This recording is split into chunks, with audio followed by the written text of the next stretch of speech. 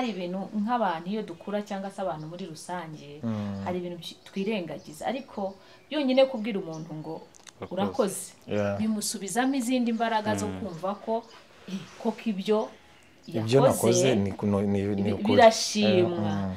Ababyeyi dutoza abana bacu umuco mwiza wo gushimira. Noneho nkibaza se mwebwe nk'urubyiruko icyo nabwira urubyiruko rugenzi rwanjye rero hari uburyo twagiye dutozwa, hari imiryango twagiye tuvukira mu tureke iby'imiryango yacu, ariko natwe urubyiruko turimo gukora iki kugira ngo tubashe gushyika aho twebwe ababyeyi bacu wenda batadushyikiye dushima.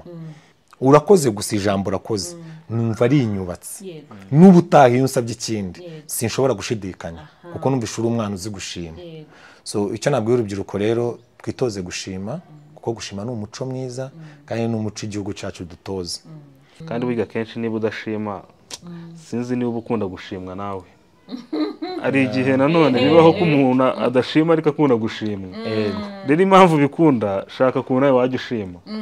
Niba ikintu cyiza wifuza ko kikubaho nawe ushaka ukuntu gikorera abandi. Ntabwo wakwiga gushima udafite urukundo. Ndabwira abarimo abadukurikira icyo ushaka kugira ngo ngiye mukorere mugisha gukorere nawe umukorere nawe nabanze yige kukibiba mu bandi. Kuko niba hape nkunda gushima nanjye niye mpamvu nashobora gukunda gushima mugenzi wanjye.